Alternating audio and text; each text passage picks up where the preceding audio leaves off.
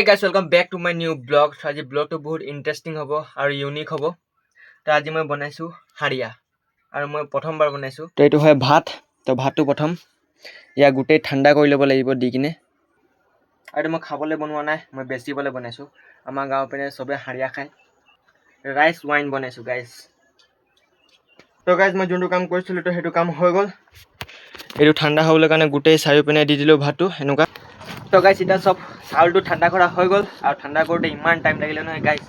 এটা আমি বনাইছো প্ৰসেস দৰবকেইটা সেই গুড়ি কৰি কিনে হাৰিয়া দৰব হয় সেইটো। তো গাইস এই হাৰিয়া মানে ৰাইচ ওয়াইনটো বনাবলৈ মোৰ মায়ে হেল্প কৰি দিছে কাৰণ মায়ে আগতে বনাইছিলে। তো ফাইনেলি 3টা বাল্টিং ৰেডি হৈ গ'ল গাইস। তো এটা যদি ৰ'দ দিয়ে 4 দিন হ'ব আৰু যদি এনেকৈ ডাৱৰীয়া কৰি দিয়ে পুৰা এসপ্তাহ লাগি যাব। The next day.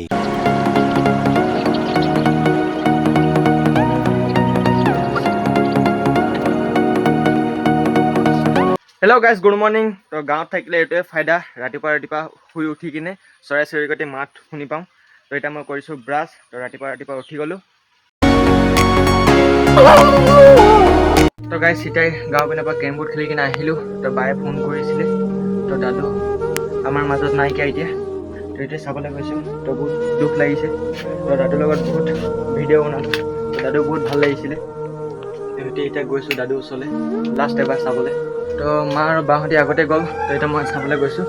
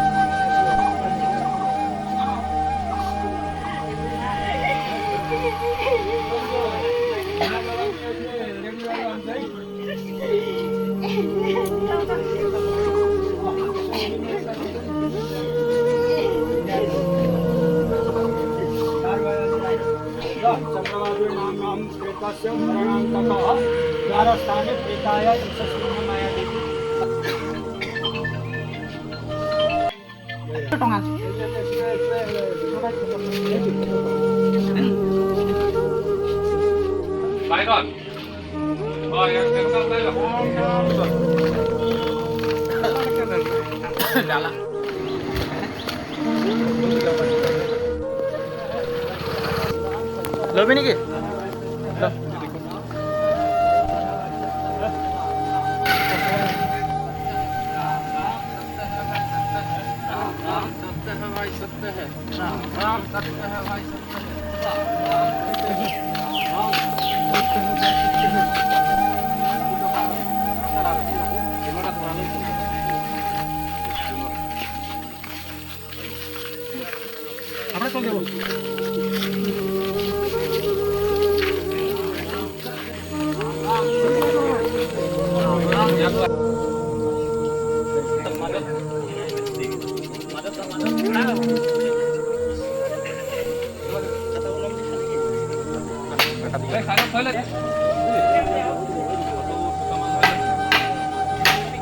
Oi Siva.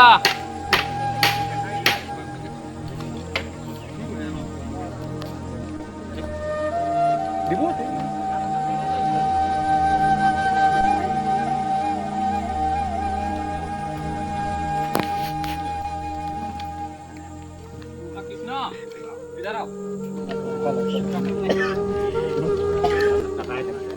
তো গাইস মানুহে যি কৰি নলক লাষ্ট ফিনিচিং এইটোৱে হয়।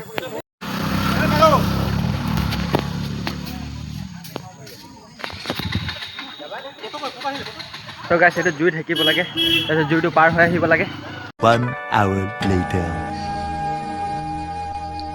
হেল্ল' গাইজ, তো এতিয়া মই আইতাহঁতৰ ঘৰৰ পৰা আহি গ'লোঁ আৰু এতিয়া গা পা ধুই কিনে আকৌ আইতাহঁতৰ ঘৰলৈ যাম।